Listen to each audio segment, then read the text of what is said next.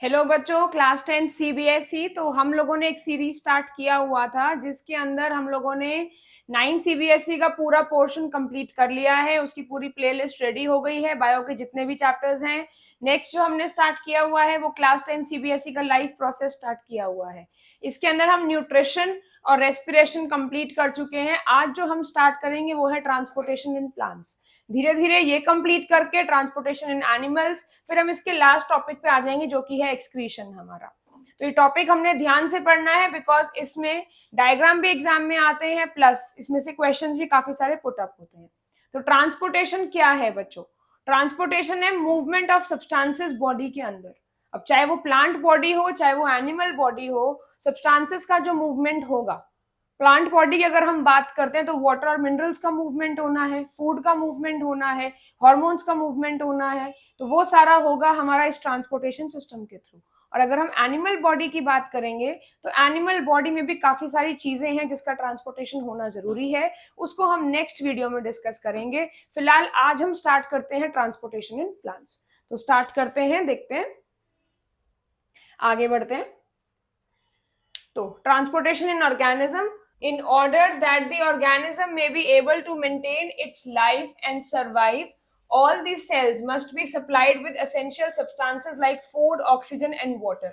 तो एक ऑर्गेनिज्म के सर्वाइवल के लिए इन सारे सब्सटेंसेस का होना जरूरी है, जिसके अंदर हमारे फूड, ऑक्सीजन और वाटर आता है। तो ये सारे सब्सटेंसेस का ट्रांसपोर्ट होना या मूवमेंट होना बहुत जरूरी है। तो आगे देखते हैं। Some arrangement is required inside an organism which can carry the essential substances to all its parts so that they reach each and every cell of the body. तो बॉडी में सारे सेल्स तक पहुंचने के लिए हमको एक ट्रांसपोर्टेशन सिस्टम चाहिए, चाहे वो प्लांट्स हो चाहे वो एनिमल्स हो, दोनों की अगर हम बात करें तो। In biology transport is a life process. See chapter का नाम ही आ गया यहाँ पे। तो बायोलॉजी में ट्रांसपोर्ट जो है वो एक लाइफ प्रोसेस है जो कि रिक्वायर्ड है बॉडी के सर्वाइवल के लिए। तो in which substance absorbed in one part of the body is carried to another part of the body. अगर हम लार्ज ऑर्गेनिजम्स की बात करें तो हमें ट्रांसपोर्टेशन सिस्टम चाहिए बॉडी के अंदर सारे मटेरियल को सप्लाई करने के लिए, चाहे वो गैसेस हैं, चाहे वो वेस्ट है, चाहे वो न्यूट्रिएंट्स हैं, चाहे वो हार्मोन्स हैं, चाहे वो एंजाइम्स हैं। तो इन सब के ट्रांसपोर्टेशन के लिए हमको ट्रांसपोर्ट सिस्टम चाहिए। आगे देखते हैं। ट्रांसपोर्टेशन इन प्लांट्स का एक डायग्राम यहाँ दिखाया गया है। तो इसमें आप देख सकते हो कि फ्लोएम है हमारे पास जाइलम है। तो ये जाइलम और फ्लोएम ही प्लांट के अंदर दो इंपॉर्टेंट टिश्यूज हैं जो कि उसका ट्रांसपोर्टेशन सिस्टम फॉर्म करते हैं, और इन दोनों को मिला के कंडक्टिंग सिस्टम या वैस्कुलर सिस्टम कहा गया है। Xylem is responsible for transportation of water and minerals. Xylem जो है वो नीचे से, ये आप देख सकते हैं एरो बना हुआ है, वाटर और मिनरल्स का ट्रांसपोर्टेशन ऊपर हो रहा है। तो जाइलम का काम है वाटर और मिनरल्स को ऊपर तक कंडक्ट करना। फ्लोएम क्या करेगा? ऊपर जो फूड बनेगा, लीफ फूड बनाएगी, ऊपर जो फूड बनेगा उस फूड का ट्रांसपोर्टेशन होना नीचे भी और ऊपर भी। ये डायग्राम बहुत ही अच्छा है। इसमें देखो आप, जाइलम का पूरा कंडक्शन दिखाया हुआ है ऊपर तक भी और लीफ तक भी। और फ्लोएम ने जब फूड बनाया, लीफ ने जब फूड बनाया, तो वो फूड आपका ट्रांसपोर्ट हो रहा है ऊपर भी और नीचे भी। तो यही सिस्टम हमको चाहिए प्लांट्स के अंदर वाटर के कंडक्शन के लिए और फूड के कंडक्शन के लिए। तो वो दोनों क्या क्या है? वो एक है आपका जाइलम और एक है आपका phloem. Xylem water and minerals, first से फूड, फर्स्ट से फ्लोएम। तो फ्लोएम हमको याद रखना है कि फ्लोएम जो है फूड कंडक्ट करेगा, जो लीव्स बनाएंगी प्लांट के सारे पार्ट्स तक, ऊपर भी और नीचे भी। आगे बढ़ते हैं, प्लांट्स में ट्रांसपोर्टेशन सिस्टम स्टार्ट करते हैं। इट इज लेस इलेबोरेट, कम है, ज्यादा नहीं है। Plants are less active, so their cells do not need to be supplied with material so quickly. तो एक्टिविटी कम है, एनर्जी कंजम्पशन कम है, तो उतनी तेजी से मटेरियल नहीं चाहिए जितना कि एनिमल्स को चाहिए। तो एनर्जी कंजम्पशन भी कम होगा उनकी बॉडी में। They have two types of conducting tissue. कौन कौन से? Xylem and phloem. ये हमने पढ़ लिया। जाइलम जो है वाटर और मिनरल्स कैरी करेगा, फ्लोएम हमारा फूड कैरी करेगा।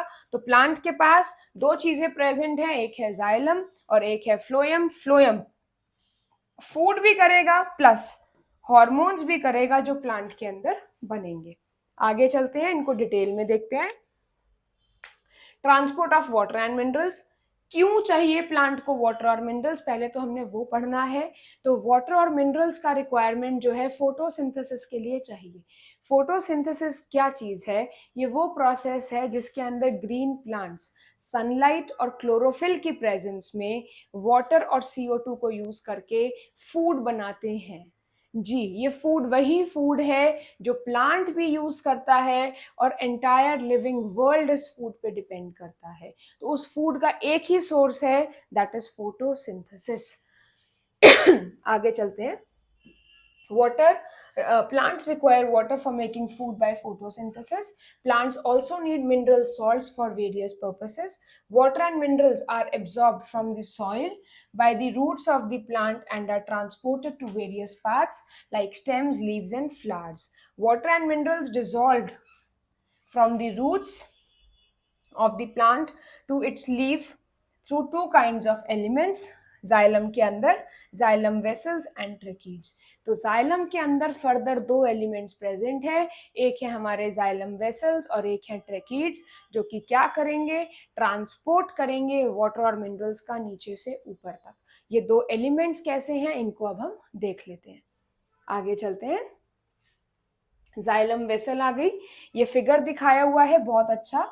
तो जाइलम जो है ये लंबे लंबे सेल्स हैं, ये देख रहे हैं आप, ये लंबे लंबे सेल्स हैं जो कि एक के ऊपर एक प्लेस्ड हैं और इनके बीच की वॉल डिसॉल्व हो जाती है सो दैट एक कंटिन्यूअस चैनल बन जाए नीचे से ऊपर तक। तो वाटर और मिनरल्स का कंडक्शन इजी हो जाता है। प्लस साथ में इनकी वॉल्स जो हैं they are lignified, lignin present होता है। ये देख रहे हैं, thick wall made up of lignin. तो ये लिग्निन जो है ये क्या करता है, ये प्लांट को स्ट्रेंथ भी प्रोवाइड करता है। जो हमारी वुड बनती है that is lignified xylem vessel. तो वुड जो है वो लिग्निफाइड जाइलम वेसल है, जो कि कैसे आती है, इसी जाइलम में, जाइलम के सेल में जो साइड में डिपॉजिट हो जाता है वो प्लांट को स्ट्रेंथ भी प्रोवाइड करता है और वुड भी फॉर्म करता है। तब आप देखो जाइलम वेसल के अंदर एक पूरा कंडक्शन सिस्टम बना हुआ है जो कि वाटर को कंडक्ट कर रहा है नीचे से ऊपर तक। वाटर भी है प्लस मिनरल्स भी हैं, तो वाटर एंड मिनरल्स को मिला के सैप कहा जाता है। और जाइलम के अंदर वन वे पाथ है नीचे से ऊपर, और कोई स्कोप नहीं है, सिर्फ नीचे से ही पानी ऊपर जा सकता है जाइलम के अंदर। देख लेते हैं। Non living long tube which runs like a drain pipe through the plant. A xylem vessel is made up of many hollow dead cells जिनको हम xylem elements कहते हैं, joined end to end. The end walls of the cells have broken down so a long open tube is formed. ये देख रहे हैं, ये टूट गई है ताकि एक कंटिन्यूअस चैनल बन जाए और नीचे से पानी ऊपर चला जाए। They run from roots of the plant right up through the stem and reach the leaves. They do not contain cytoplasm or nuclei. Dead है तो ये चीजें present नहीं है। The walls are made up of cellulose and lignin. Lignin is a very hard and strong substance. So xylem vessels also provide strength to stems and help to keep the plant upright. तो strength भी provide करेगा, plant को straight भी रखेगा। Wood is made almost of entirely lignified xylem vessel. तो wood क्या है? Wood is a lignified xylem vessel. Next, in flowering plants, either only xylem vessel transport water or both xylem vessel transport water and tracheids transport water. तो xylem vessel transport water करेंगी या दोनों करेंगे या खाली tracheid, depend करेगा किस plant को कितना वाटर रिक्वायर्ड है। आगे चलते हैं। नेक्स्ट, ट्रकीड्स आ गए। ट्रकीड्स जो हैं बच्चों वो स्पिंडल शेप्ड सेल्स हैं और वो लेटरल कंडक्शन में हेल्प करते हैं, साइडवेज कंडक्शन में हेल्प करते हैं बिकॉज उसके अंदर पिट्स प्रेजेंट होती है। तो हम देख लेते हैं। They are long thin spindle shaped cells with pits in their thick cell walls. Water flow from one trachea to another through these pits. तो कुछ इस टाइप के सेल्स होते हैं, इसमें पिट्स प्रेजेंट होती हैं और इन पिट्स के थ्रू वाटर जो है हमारा कंडक्ट करता है। They are dead cells with lignified walls but they do not have open ends. तो ये elongated कॉलम नहीं बनाते बिकॉज इनके जो कॉर्नर्स हैं, एंड्स हैं, वो ओपन नहीं है। They are elongated cells with tapering ends. Although all the parts have tracheids, they are the only water conducting tissue in non-flowering plants. तो नॉन फ्लावरिंग प्लांट्स में सिर्फ ट्रकीड्स ही प्रेजेंट होंगे जो कि वाटर का कंडक्शन करेंगे। आगे चलते हैं।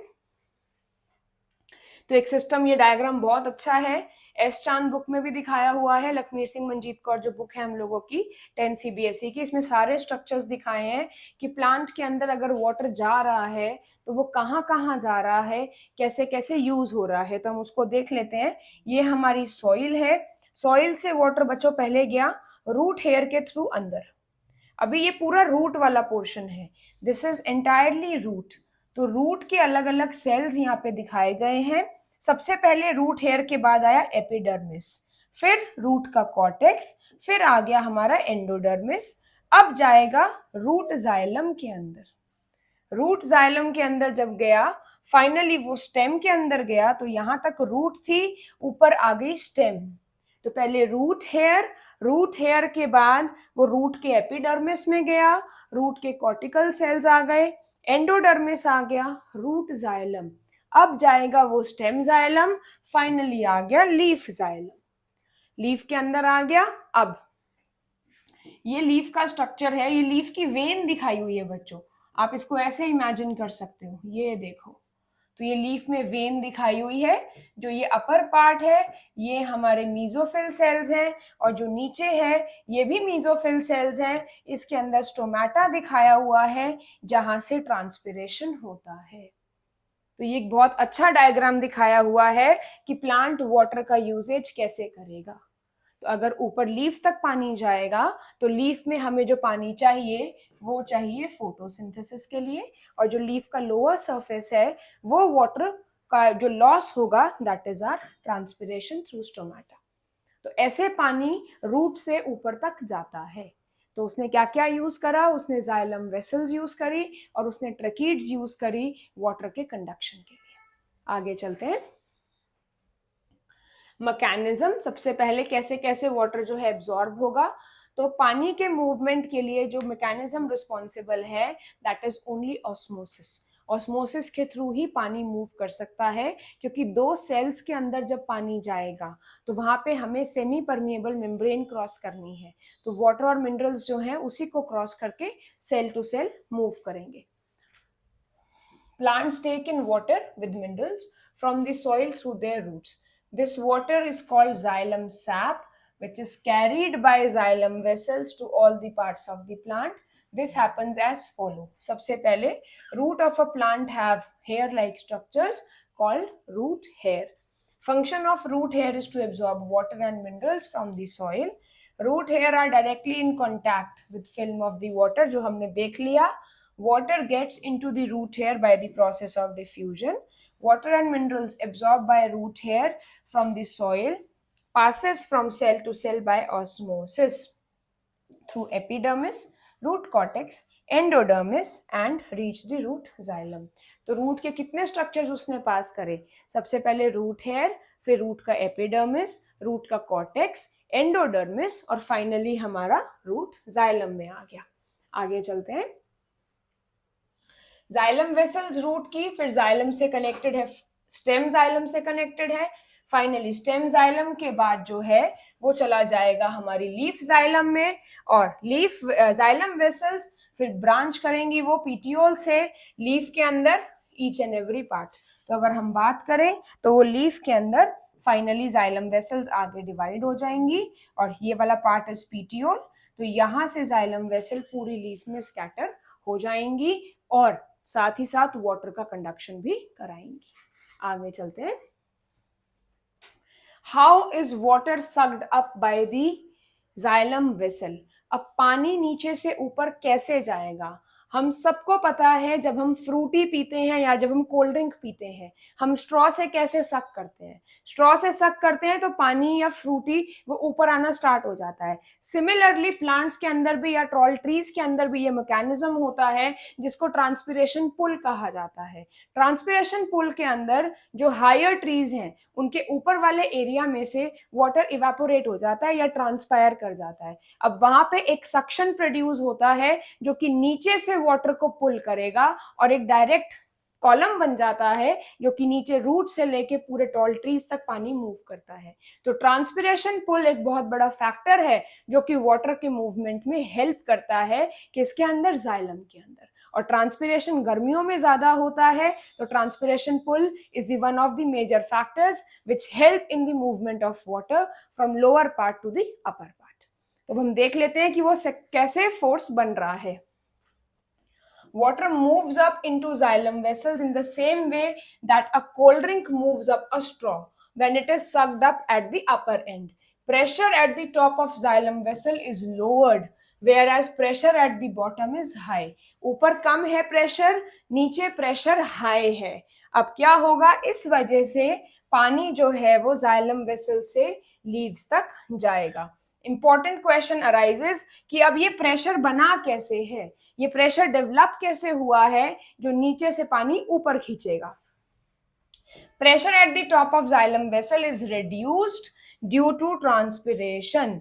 तो अब पानी का जो लॉस हो रहा है उसको ट्रांसपिरेशन कहते हैं। किसके थ्रू हो रहा है, वो स्टोमेटा के थ्रू हो रहा है। तो इस वाटर लॉस ने क्या किया, ऊपर एक प्रेशर रिड्यूस कर दिया। आगे देखते हैं। Water from xylem vessel is taken away from the top of the xylem vessel by the cells of the leaf.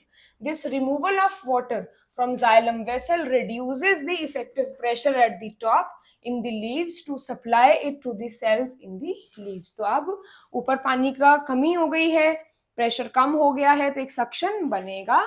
तो removal of water from xylem vessel reduces the effective pressure, top पे कम हो गया है in the leaves to supply it to the cells in the leaves.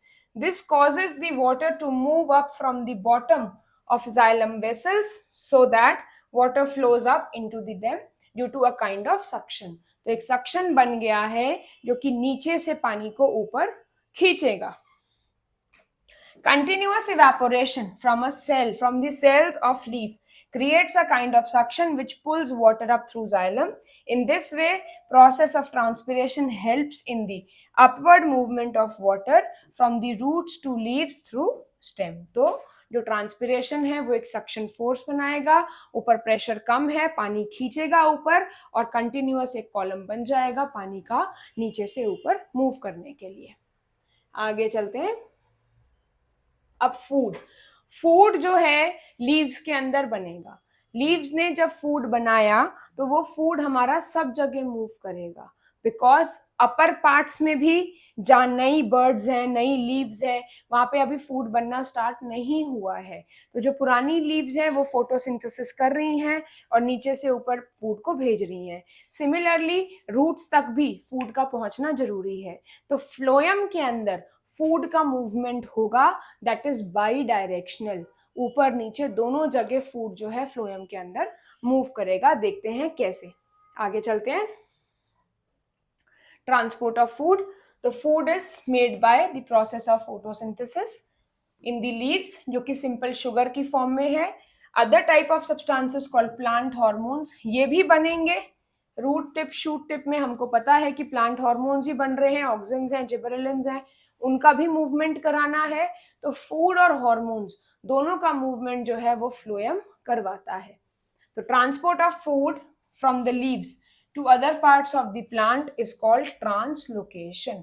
Water के movement को transportation कहा जाता है, लेकिन फूड के मूवमेंट को ट्रांसलोकेशन कहा जाता है। Thus, phloem translocates the food made in leaves. The movement of food material and other substances like hormones through phloem depends upon the action of living cells called sieve tubes. तो sieve tubes ही responsible हैं जो कि movement कराएंगी food का भी और hormones का भी। आगे देखते हैं। ये आ गए sieve tubes। सीव ट्यूब्स जो है फ्लोएम के अंदर दो टाइप के स्ट्रक्चर्स प्रेजेंट होंगे, एक होंगी हमारी सीव ट्यूब्स प्लस एक होगा हमारा कंपेनियन सेल। अब ध्यान से सुनेंगे, जो सीव ट्यूब है, सीव ट्यूब एक नॉन लिविंग स्ट्रक्चर है जो कि सिर्फ और सिर्फ फूड का कंडक्शन कराएगा लीफ से दोनों डायरेक्शंस में, ऊपर भी और नीचे भी। लेकिन जब उसको कोई इंपॉर्टेंट वर्क करना होगा या कोई लिविंग फंक्शन परफॉर्म करना होगा तो वो क्या करेगा, वो कंपेनियन सेल की हेल्प लेगा, क्योंकि कंपेनियन सेल जैसे कि नाम बता रहा है उसके साथ रहता है प्लस और फंक्शंस में उसकी हेल्प करता है। आगे चलते हैं। Like in xylem vessel, phloem is made up of many cells joined end to end. 1 minute last वाली स्लाइड खोलते हैं, उसमें एक डायग्राम दिखाना था। ये देखिए, अगर मैं ये बात करती हूँ सीव ट्यूब की, ये फ्लोएम बीच का स्ट्रक्चर देखो, पर्पल वाला जो है वो हमारा कंपेनियन सेल है, लेकिन जो बीच वाला स्ट्रक्चर है वो सीव ट्यूब है। सीव ट्यूब का स्ट्रक्चर अगर मैं यहाँ पे ड्रॉ करूं तो ये ऐसा स्ट्रक्चर है, ये भी इलोंगेटेड सेल्स हैं, इनके एंड पे जो प्रेजेंट है दिस इज सीव प्लेट, और इस सीव प्लेट के अंदर हमारे होल्स प्रेजेंट है। ये फिगर है, मेरे को दिखाने थे आपको, ये होल्स प्रेजेंट हैं। ये होल्स क्या करेंगे, फूड के कंडक्शन में हेल्प करेंगे। इनको सीव पोर कहा जाता है, और सीव पोर्स क्या करते हैं, कंडक्शन करते हैं फूड की सीव ट्यूब्स के थ्रू। आगे बढ़ते हैं। End walls of cells which form phloem are not completely broken down. They have sieve plates जिनके अंदर छोटे होल्स होंगे। अब ये होल्स क्या करते हैं, ये फूड के मूवमेंट में हेल्प करते हैं। sieve tubes which form phloem are living cells which contain cytoplasm but no nucleus. Sieve tubes do not have lignin in their walls. Each sieve tube cell has a companion cell. तो वो companion cell क्या करेगा, help करेगा, nucleus contain करता है, cytoplasm contain करता है, वो सीव ट्यूब की हेल्प करेगा लिविंग फंक्शन परफॉर्म करने के लिए। आगे बढ़ते हैं। They supply cell supply sieve tubes with some of its requirement. Food made in mesophyll cells of a leaf. It is made by mesophyll cells which enters the leaf, which enters into the sieve tube of the phloem. Interconnected tubes present होंगी सारे parts में, तो एक बार food phloem tubes में enter कर जाएगा, it is transported to all other parts by a network of phloem tubes present in it. Movement of water in xylem, ये इंपॉर्टेंट पॉइंट है, इसको ध्यान रखेंगे। Movement of water in xylem सिर्फ और सिर्फ नीचे से ऊपर तक होगा, बिकॉज वाटर का एक ही जरिया है जहां पे वो एब्जॉर्ब हो रहा है। The movement of water in xylem is always upward from soil to leaves, caused by suction of water at the top because of low pressure. But movement of food in phloem is upward or downward depending upon the need of the plant. तो मैं फिर से बता रही हूँ, जो water का movement है वो यूनिडायरेक्शनल है, सिर्फ नीचे से ऊपर तक, लेकिन फूड का जो मूवमेंट है फ्लोएम के थ्रू वो बाई डायरेक्शनल है, ऊपर भी जाएगा और नीचे भी जाएगा। आगे चलते हैं। मैकेनिज्म, अब कैसे होगा फूड जो है, जब वो हमारा सीव ट्यूब एंटर करेगा, वाटर का तो इजी मूवमेंट था, उसमें कुछ एज सच नहीं था एनर्जी का रिक्वायरमेंट, लेकिन जब फूड मूव करेगा तो उसमें एनर्जी की रिक्वायरमेंट भी है, एनर्जी हमको चाहिए, एटीपी हमको चाहिए फूड के मूवमेंट के लिए। तो कैसे है मूवमेंट ऑफ फूड, जिसको हम ट्रांसलोकेशन कहते हैं, takes place by utilising energy. तो कैसे, sugar made in leaves is loaded into the sieve tubes of phloem tissue by using ATP. ATP use करके phloem के अंदर food जाएगा। Water now enters into the sieve tube containing sugar by the process of osmosis, due to which pressure in the phloem tissue rises. This high pressure produced in phloem tissue moves the food to all parts of the plant having less pressure. This allow phloem to transport food according to the needs of the plant. तो क्या हुआ, पहले food गया, food जाएगा, तो उसके बाद क्या होगा, एनर्जी यूटिलाइज करके फूड जाएगा, फिर वाटर जाएगा, बिकॉज उसके अंदर कंसंट्रेशन बढ़ गया, तो वाटर जाएगा, अब वो एक सोल्यूशन बन जाएगा, और वो सोल्यूशन जो है प्लांट में मूव करेगा जहां जहां प्लांट की रिक्वायरमेंट है। आगे देखते हैं। तो फाइनली यहाँ पे हमने ट्रांसपोर्टेशन अपना कंप्लीट किया प्लांट्स के अंदर। तो जाइलम और फ्लोएम जो है दोनों के दोनों कंडक्टिंग टिश्यूज हैं जो कि प्लांट के अंदर वाटर और फूड का मूवमेंट कराएंगे। इस टॉपिक में हमने यहीं तक करना था, transportation in plants. Next lecture में मिलेंगे जिसमें हम ट्रांसपोर्टेशन इन एनिमल्स पढ़ेंगे, उसको ध्यान से देखेंगे बिकॉज उसके अंदर मैं एक सिंप्लीफाइड डायग्राम बनवाऊंगी हार्ट का, कैसे कैसे हमारी बॉडी में सर्कुलेशन होता है, डबल सर्कुलेशन कैसे होता है, कैसे हम उसको याद कर सकते हैं, हार्ट का स्ट्रक्चर कैसे ड्रॉ कर सकते हैं। तो ये सारी चीजें हम नेक्स्ट वीडियो में मिलेंगे। Thank you.